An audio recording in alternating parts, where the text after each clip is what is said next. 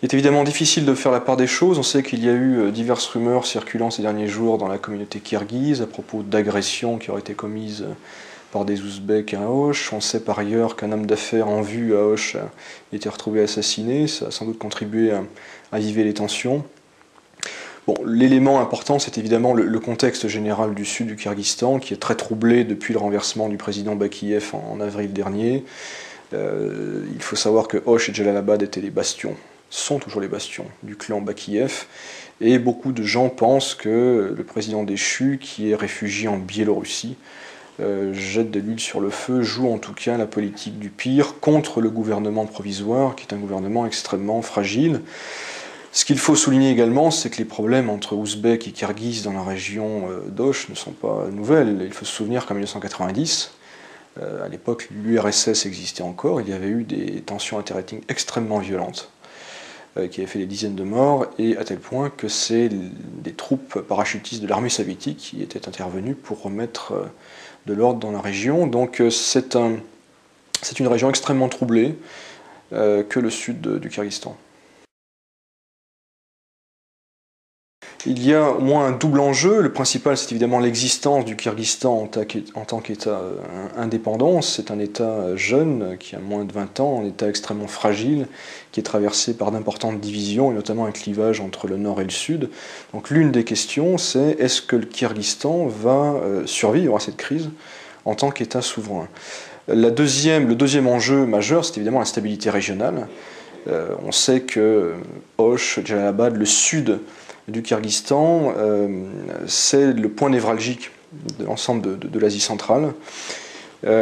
C'est à proximité d'un autre foyer de crise majeur pour l'Occident, à savoir l'Afghanistan. Il faut savoir que la vallée de Fergana concentre un certain nombre de problèmes majeurs, problèmes d'accès à la terre, problèmes fonciers qui nourrissent des tensions. Il y a également, on le sait, d'importants trafics de drogue qui transitent par cette région.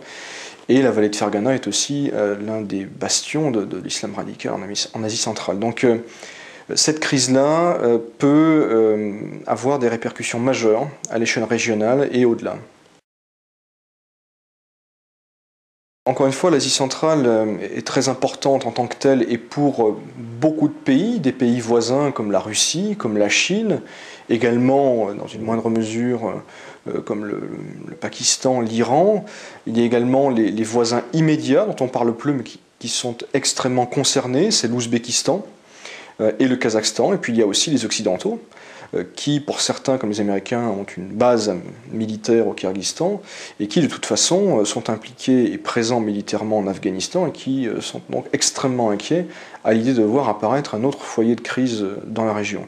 Donc la question qui se pose, c'est quelle réaction de la part des grandes puissances, en particulier des Russes, des Chinois et des Américains. On sait que le gouvernement provisoire kirghize a fait appel à la Russie pour qu'elle intervienne militairement. La Russie hésite parce que d'un côté, elle ne peut pas se dérober à ses responsabilités stratégiques. On imagine mal qu'elle puisse refuser d'accéder à la demande du Kyrgyzstan. De l'autre côté, c'est un piège évident. Il est évident que des soldats de maintien de la paix russes déployés dans la vallée de Fergana auraient beaucoup de difficultés à accomplir leur mission et constitueraient des cibles évidentes pour, par exemple, des islamistes ou d'autres éléments armés.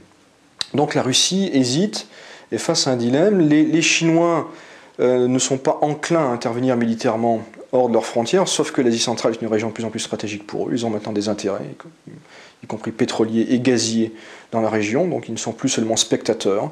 Il faudra d'ailleurs voir comment s'articulera éventuellement une intervention russo-chinoise. Est-ce que les Russes veulent voir les Chinois intervenir ou pas? Quant aux Américains, ils sont présents militairement au Kyrgyzstan. Ils n'ont pas vocation, évidemment, à mener ou participer à une intervention militaire dans le pays. Néanmoins, ils sont consultés et ils ont, je dirais, une opinion sur la question. Donc les grandes puissances hésitent. Les grandes puissances, néanmoins, sont tenues d'agir, car aucune d'entre elles ne peut se permettre un effondrement de l'État kirghize et l'apparition d'une nouvelle zone grise sur le flanc sud de l'ex-URSS.